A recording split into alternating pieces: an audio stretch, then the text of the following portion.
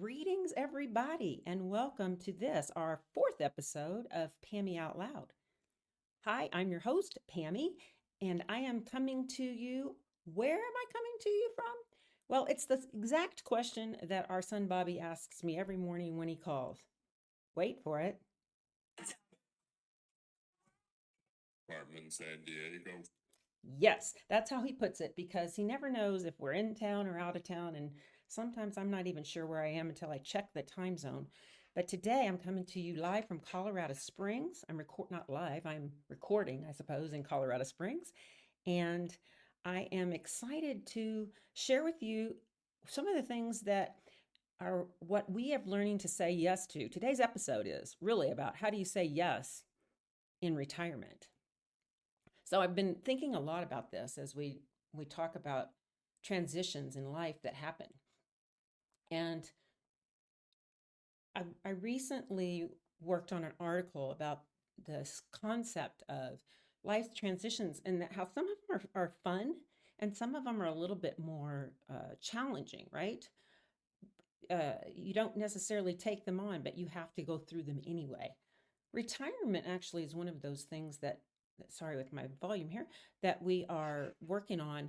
Um, the challenge in retirement is you've got, first of all, two people, usually, if you're in a marriage or partnership, trying to figure out what does the next maybe as many years as we already had together look like, right? My husband and I, we've been married 38 years. And, we both are blessed to still have our mothers alive. So the concept that we could share another 30 years together is very real. And most of those years are going to be spent as retired people. There are so many choices that you have. And it is always a little daunting because you go through your life and a lot of times there's not a plan. You're just kind of putting one step in front of the other as you walk this path, and you're raising your children and doing everything you need to do and going to work, but you don't really think about what are we going to do when we're done with the working at end of life. And so um, this is a topic that Brian and I didn't really talk that much about. And then one day, kind of out of the blue, he said to me, "Hey, I think we should buy a second home in Colorado Springs." And I looked at him like he had three heads. We had never talked about buying a second home. And more significantly, we'd never even visited Colorado Springs. So here we were having this conversation, and he's like, "I've given it some thought, and I think that we should buy a place in Colorado Springs." Now, I will tell you, however, this was a much better plan sounding to me than the previous one he'd had, which he would occasionally, I fall asleep much earlier than he does, but he'll get a thought in his mind sometimes, and he'll have to wake me up and say, and one night, this is what we got. He woke me up to tell me, "I have this great idea, Pam. I think that we should buy a Sprinter van and travel around the US and visit all of our family and friends and national parks and do all this thing." And I'm laying there half asleep with my eyes bug-eyed. And I looked up at him and he says to me, "Baby, it'll change our marriage." And I thought, you better believe it'll change our marriage. And not for the good, I don't think. That plan fortunately fell by the wayside as soon as we took a look inside of a Sprinter RV and realized there was room for either his golf clubs or me in the passenger's seat. And I didn't think that was one I was going to win. So fortunately, that one came to pass. But this Colorado Springs thing showed up on our plate, and we started talking about, okay, how about a second home? What do we want to do this? What's interesting about retirement, I got to be careful, is that there's limitless possibilities. And it's really fun right now because I'm seeing a lot of my friends go through this of deciding what they want to do. Some of them are choosing the travel route. Our dear friends Dennis and Jennifer are in Europe now, and they're traveling all over the place. and having a wonderful time. We have other friends who own a boat down in the British Virgin Islands and they're sailing as frequently as they can.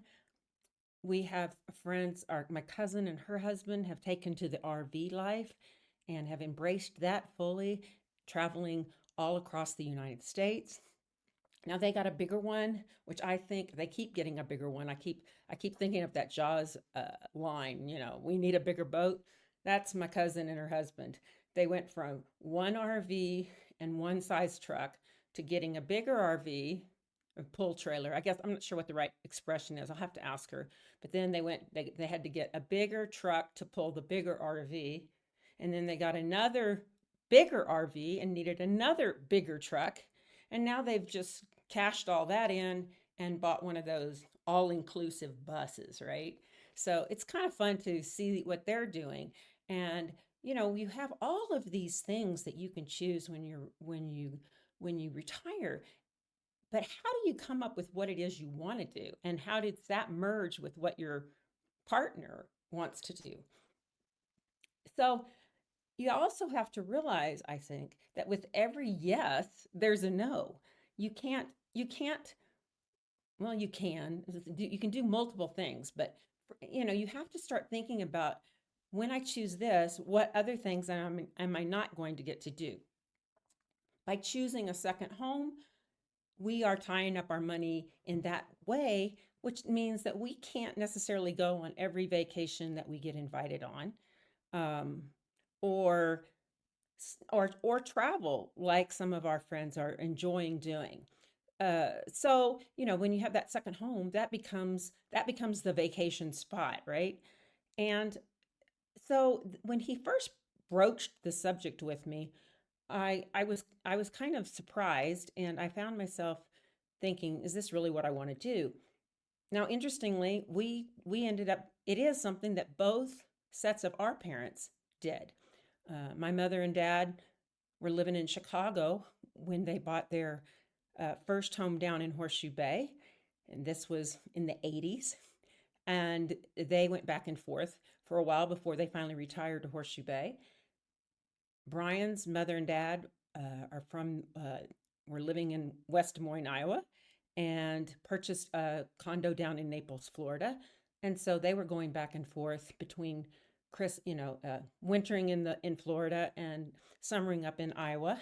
So it was a very common thing. That was something we understood and knew as we'd seen our parents do it, but it wasn't ever something that we had talked about.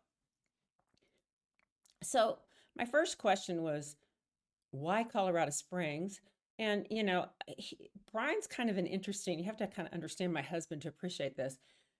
Brian thinks about things in very great detail before he broaches the subject. I tend to, I'm more, I like to say I'm a microwave and he's a slow cooker.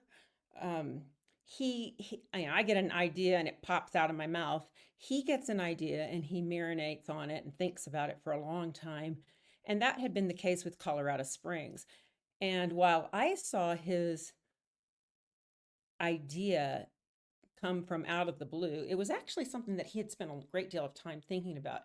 So for me, while he'd gone from A to Z, in his head, he'd gone A to B to C to D to E to F to G, but he didn't get me up to speed, which was kind of a problem. And so I do like to say, it's also important to include your partner in those conversations as you're marinating and as you're marinating and mulling over those topics. So anyway, let's go back to, how do we come up with Colorado? Because that is one of the most frequently questions we get, is how did we choose Colorado Springs out of the myriad of places that we could have selected? And it comes down to several things. But my husband, I'll start with when we were raising our children. We would bring our boys up to Colorado for an annual ski vacation while they were growing up. And we bebopped around several different resorts here. And I always viewed Colorado as a winter destination. It wasn't something we ever did in the summertime. And we had wonderful, great family vacations also with friends. in the Colorado mountains, and I just really enjoyed it here. But I didn't think of it as a summertime. A few years ago, though, one of my husband's high school friends, shout out Jeff Grismore, invited us to come to his place out in Salida, Colorado. Now, Salida is a little mountain town on the Arkansas River. I think that's correct. And Salida means exit in Spanish, I believe. And I learned that the town was named after the fact that it's the exit of the Arkansas River tributaries or something like that. I better check my geography before you quote me on that. But anyway, he has a place out there, and we went to visit him in the summertime several years ago. And Salida is this wonderful little mountain town. The population is maybe 3,500, 4,000. I'm not sure, but it's pretty small, and it's high up in the mountains. It's everybody there we saw was active. Every single person was doing things, whether they were 95 or 5, that whether it was some high adventure like you know, extreme whitewater kayaking or just simple little hikes. You saw people on mountain bikes, hiking the trails, paddling in the rivers, all these things. And I fell in love with it. And I thought it was just such a quaint little town. And I was particularly struck by the fact that there were no mosquitoes in the summertime. Listen, those of you in Texas know, particularly the humid climates of Austin and even more so in Houston, man, those mosquitoes will eat you alive. Eat you alive. So here we go. We get this, we decided we visit out there, and I just think this place is magical. And so I said to Brian, well, I like the idea of Colorado, but I want to live in a little mountain town like Jeff does. And I envisioned myself with my journal and my cup of coffee, sitting in a little cafe, writing poetry and journaling about my inner thoughts, wearing my flip-flops and just having this, and my Patagonia. And I just had this like vision that that's how it was going to be. And when he said Colorado Springs, I thought, yeah, I don't know, like that's a big city. That's a big difference. But Brian pointed out, he said, listen, and his phrase became, I want it to be the easy button. I want it to be the easy button. What does that mean? Well, he had already taken into some consideration in that of his thought process when I say the ABCDs. One of the things he said is, Pam, as we get older, we need to think about healthcare. And if we're up in a little mountain town, we're not going to have the resources available to us. And I thought, no, that sounds pretty good. And then the second thing he mentioned is altitude.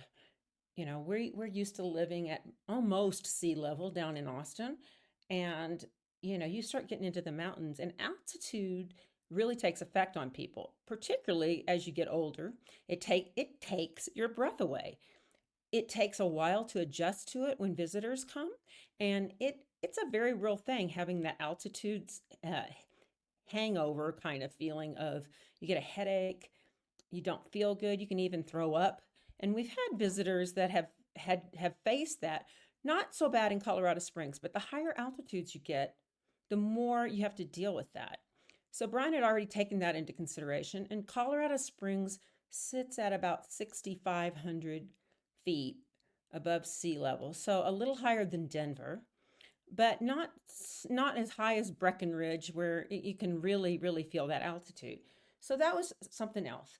The other thing that he said was, and probably, I'm not going to say probably, definitely the most important issue for my husband, is he wanted to be able to join a country club, a place that he would want to play golf regularly.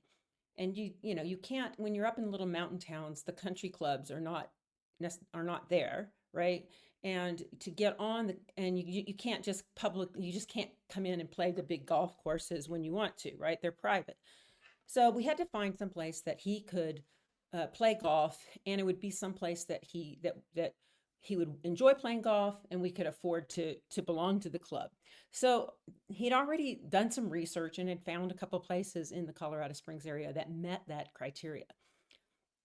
And then the final thing, and this was probably the biggest selling point to me, was the fact that it had to have easy access. You didn't want to have planes, trains, and automobiles to get to where you're going. If we're going to go back and forth between Austin and Colorado Springs or whatever second home we had, you don't want to have to fly to Denver, rent a car, drive a few hours. And we didn't want to. Some people want to, but that wasn't going to be it for us. We wanted to be able to make it easy to get on a plane and be here within a morning, or just a few hours to be back to be one place or the other. We wanted that to be for our children, our friends, and our family. We wanted them to all be able to engage with us and to be able to do it without it being a big ordeal to come visit, or even for us to get to where we wanted to go. So he had already come up with all of these things, his ABCDs, and it started to sound pretty good, but I still had that basic question, which was, maybe we should visit it. So we had started talking about it, and we decided to come out and visit Colorado Springs, and we stayed first at the Garden of the Gods Resort, which is eventually it is the club that we joined. But he came out here so we could stay there and he could play the golf course and see if this was a course that he wanted to belong to, and loved it. We fell in love with it. We went out with a realtor that first year that we were out here. I think it was in 21. I'm going to lose track. 2021.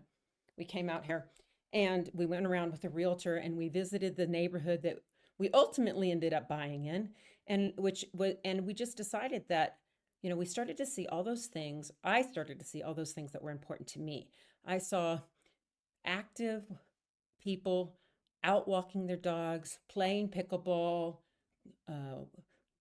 tooling around in golf carts, going to the club, going to the pool, busy doing things and being outside. Additionally, besides, Brian wanted to live on a golf course, and I decided that if we were going to live in Colorado, I wanted a view of the mountains. So those became pretty important criteria for us. We weren't planning on buying it for a few years at that point. And so we came back, and then we'd only spent a weekend up here at that time. And then the following year in 22, we decided, we should really get maybe have a 3-week stay, get an Airbnb. We'll come out here and stay. And so we can get an opportunity to get a feel for the grocery stores and the downtown environment and some of the other things that would come into play. So the following summer of 22, we had a place booked out here in Colorado Springs and an Airbnb. And we also had several friends come out and stay with us and share the experience too. Our very dear friends, Dennis and Jennifer, came out here, and Jennifer used to be a realtor in Austin, and she's like, let's go look at places together. Now, we were not planning on buying anything at this point. It was just going to be, let's go explore and look and see what's on the market, and what we can get for the money. So with the first day that the four of us went out, we went to a townhouse that we really liked. Actually, one of a townhouse in the exact townhouse development that we ended up getting. But we went since we saw this one and went home, and we just started talking about it, and it immediately sold. It was the next day, it was off the market. We were going to go back and look at it again. No, it was gone. And we started to learn, these places go really fast when the ones that open up with mountain views. The next day, we go out and we go see this other townhouse, and we walk in, and I'm like, the very first thing is, wow, look at this view. We had the back of the house has this fantastic glassed vaulted ceiling view of Pikes Peak and also the golf course. So it met both of our criteria. I want to tell you for a second. I just have to pause a minute and tell you about Pikes Peak because Pikes Peak, I just get all ooey gooey about Pikes Peak. If you don't know this, Pikes Peak is called America's Mountain. And the reason for that is in the sometime in the 1800s, a woman by the name of Catherine Bates, who was a teacher at Wellesley College out in Boston, she came to Colorado Springs on some type of, I don't know, teaching adventure. I'm not exactly sure what brought her out here, but she came out here and she and several of her friends went up the to up Pikes Peak. And I think it was in I don't want to say covered wagons. I'm not sure that's right. It must have been. I don't know. But they got to the top of Pikes Peak, and from the top of Pikes Peak, she was inspired to write America the Beautiful. She came down from the mountain and she said she wrote it in about 15 minutes. And you know that beautiful line of Purple Mountain's majesty. If you've if you've been on top of Pikes Peak, you see what the heck she was talking about. It is awe-inspiring. It is so beautiful. And there is something that just touches my soul when I sit each morning and stare at that mountain and think about the rich history that it has. There is so much more to Pikes Peak that to love. They do this race up Pikes Peak, and if you've ever driven it, there are not guardrails. There are not guardrails. And yet, I think we drove it one time and I think it took us a little over like maybe an hour and 15 minutes, hour and 20 minutes. I'm not entirely sure that's right, but about that to get to the top. Well, they do this race every year up Pikes Peak, and they do it start to finish in like 15, 17 minutes, something like that. Maybe it's even faster than that. I'm gonna have to look that up now that I'm saying that. But it's something. It is really, really something to watch it and to imagine it. And I think there's been some pretty spectacular crashes as well in the history. There's also this. They have this tradition on New Year's Eve. There's a group of hikers that hike up Pikes Peak, which is one of the 14ers in Colorado, and they go up Pikes Peak, hiking up or packing fireworks on their back to set off fireworks on New Year's Eve. So it's a really cool thing too. There's just so many things about Pikes Peak that I just am enamored of. I don't know. I love that place. So anyway, back to our story. We see this spectacular view, and the townhouse looked a little dated. It had that kind of 1990s vibe to it, uh, but the bones were really good, and we really liked it. And we went out to dinner with the Hearts, and we were sitting there talking about should we make an offer? Like we were not planning on doing this, and it's happening so fast, and we're really excited. And I'm looking at Jennifer saying, "Tell me what's wrong with this place. I need your professional eyes to tell me what's wrong with this deal. Should we make this offer?" And we're really caught up in this momentum. And we are sitting at the club and we're like, I think we're going to make an offer. And we can't wait because we hear that there's likely to be another offer coming in on the place. And, we are caught up in that momentum, right? And I am feeling very excited, but I'm also feeling very nervous because one, we had just kind of decided that, yeah, I'm okay with, yeah, we should buy a place in Colorado Springs. And two, we really weren't going to buy it at that point. And all of a sudden, we found a place and we're going to make an offer. And I'm kind of tripping out because this is also going way ahead of the schedule. We were still thinking a couple more years before we do this, right? So we hadn't had much time alone together. We'd been with the Hearts the whole time, our friends, and we were sitting at the grill at the golf course talking. And should we make an offer? How much should the offer be? All of those good things. And I said to Brian, I need to have some, I need to talk to you privately. I felt like I'm caught up in this momentum and I needed to have this conversation with my husband to just, okay, check ourselves and see where we're at, right? So we left the hearts at the grill and we just walked outside and started talking.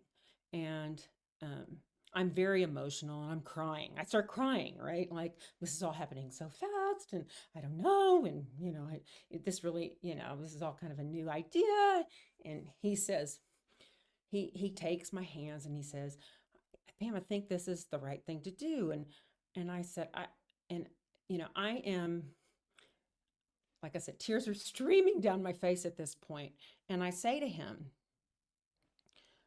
I just want my parents to be proud of the decisions that I'm making with regards to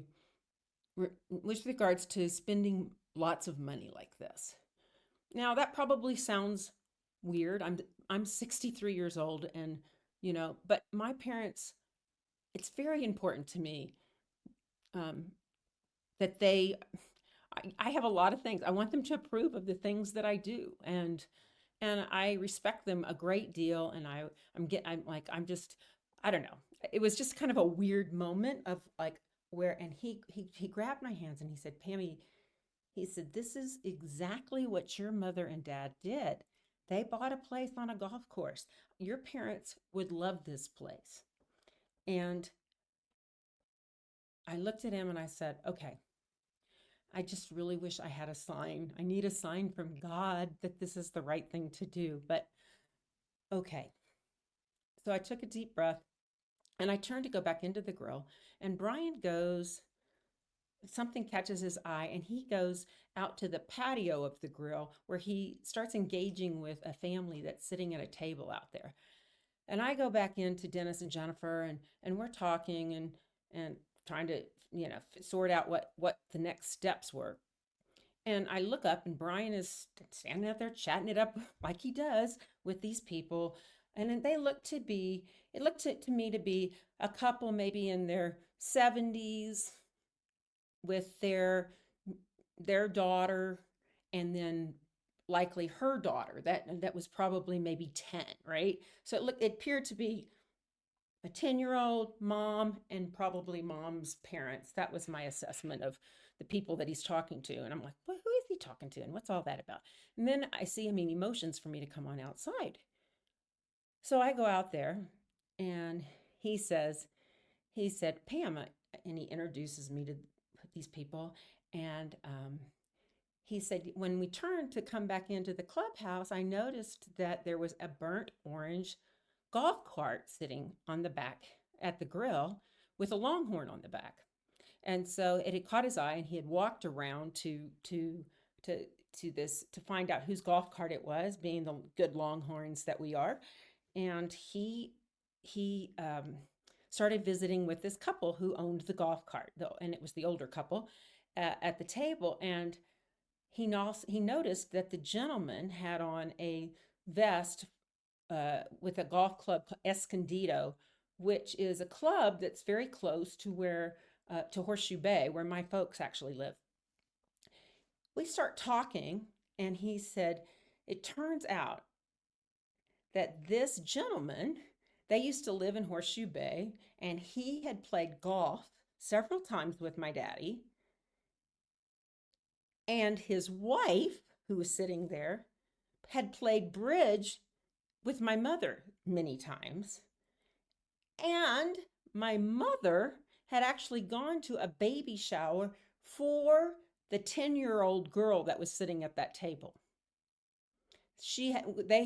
My mother had attended a baby shower when that couple had lived in Horseshoe Bay, that had been for that girl that was sitting there at the table.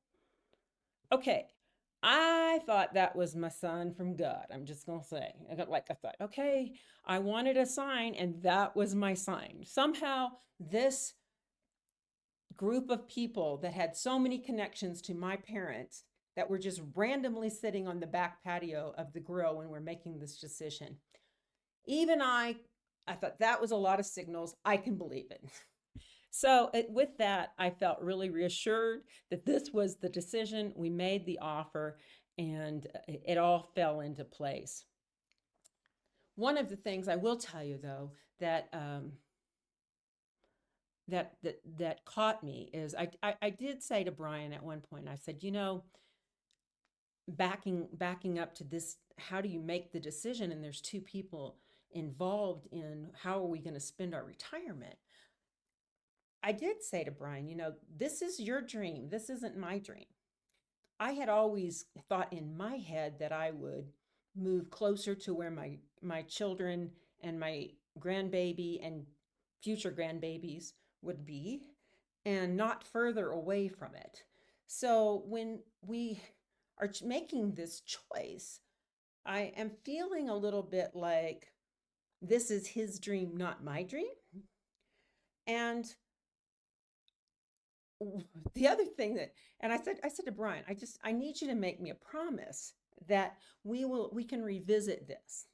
And I promise you that I will commit to throwing everything I can into making this place my home, and I will engage in the community, and I will find all the different ways I can to enjoy the community and embrace the environment. But I want you to agree to this, that we'll set a time frame of 3 to 5 years. And in that point, we're going to revisit, is this what we thought it was going to be? Are we enjoying it the way we thought we were going to? And if we don't, that we will change course at that point. This was really important to me, y'all, because my husband doesn't change course very, very willingly. He is more like, kind of like those big ships in the night. Like when it's time to change directions, you can't just say, okay, never mind, we're going to do something different. That is not how Brian Walsh works.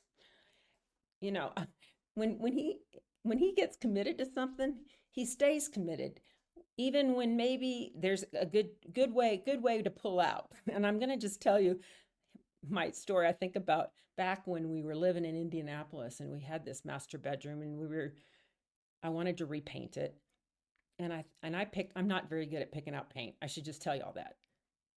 But I went and I picked out this paint. I wanted it to be basically white, but just a tinge of pink to it, right? Just a little pink. Well, I went and bought the paint, and it looked pretty good in the can. But Brian started painting the wall, and lo and behold, or as our friend Rick Ochoa says, load in the hoe. It comes up on the wall like a giant bottle of Pepto-Bismol has blown up. Now, we're only about 3 square feet into the painting project when I walk into the room and think, holy crappuccino, we cannot do this.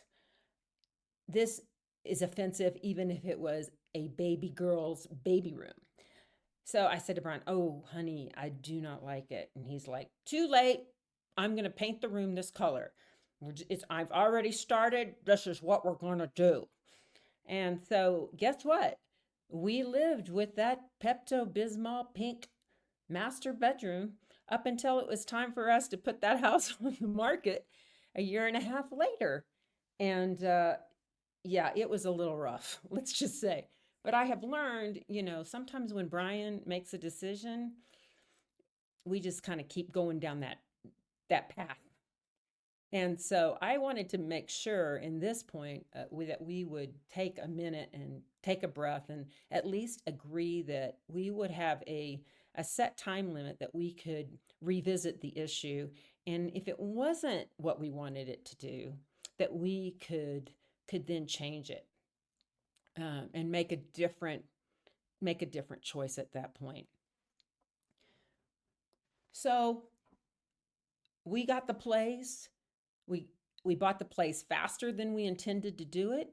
And in the fall of 22, we purchased our townhouse, and we've been busy remodeling it and updating it. And it has become everything I've wanted and more. I have to say that the community here has been so welcoming and inclusive and wonderful.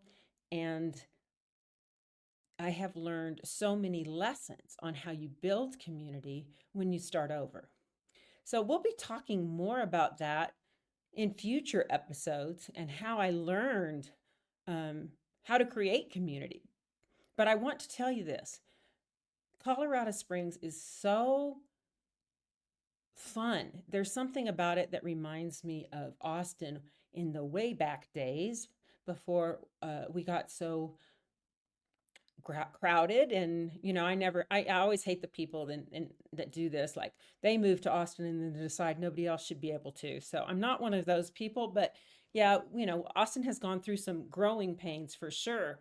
As I've been there since 1980 when I went to college, with a few years gone to Boston and Indianapolis, but it's been my home for 40 plus years, right? 45 years almost. And I love that place, but I've seen it undergo a lot of change. There's something to me about Colorado Springs that reminds me of early days in Austin. And there's a vibrancy and just a fun pace. And I love the fact that when they talk about traffic, I think, oh, come to Austin if you think there's this traffic. I laughed because I went and bought something across town when we first got here across Colorado Springs, and I was a big mirror, and I was putting it in the back of our Suburban, and as we're leaving the store, I you know, the clerk said, okay, you feel okay about how this is in the back of your car? And I said, oh yeah, I don't have that far to go. And they go, where are you going? And I told him where our house was, and he says, oh my gosh, that's all the way across town.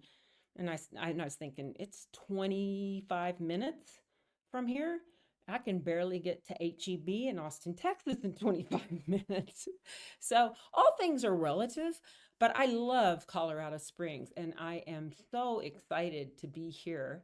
And, one of the things that was also a very persuasive thing for me when I was sort of dragging my heels about if we should do this or not, Brian said to me, you know, we ain't getting any younger. And if we want to enjoy Colorado and all that it has to offer and be active and explore and hike and get out in the enjoy the outside elements that as much as possible. You don't know how long you have until there's a hitch in your giddy up, so to speak. So I want to wrap this up by talking to you about a couple of things that I think that it's important to is that, there's a lot of lessons that I've learned from this experience of picking Colorado Springs. And first and foremost is start talking out loud about what it is that you want to do in your life. Start especially with your partner. What is your dream for how you want your retirement years to look like? Start throwing that around the table and engage in that conversation. Recognize too that for every yes, there is some no's. When you choose to buy a place, second home, you are going to be saying no to some of the other options that you can do in life. That's not bad. I mean, when you say yes to being married to one person, you're saying no to all the others, right? So there is good and bad in that, but saying yes means that there are some saying no's to things. It is such a gift. There are endless possibilities for how you can spend your time and your community and your time, your money, your energy, and your resources. Choose wisely and begin to talk about it out loud. What do you want to say yes to? That's the question I want you to ponder. And I invite you, get on my social media Check me out on Facebook, the Pammy Out Loud Facebook group. I want to engage y'all in the questions. What do you think about retirement and what kinds of things do you want to do? Start talking it out loud because gritting your teeth, gals and guys, gives you TMJ. Peace out, Girl Scouts and Boy Scouts. Until next time.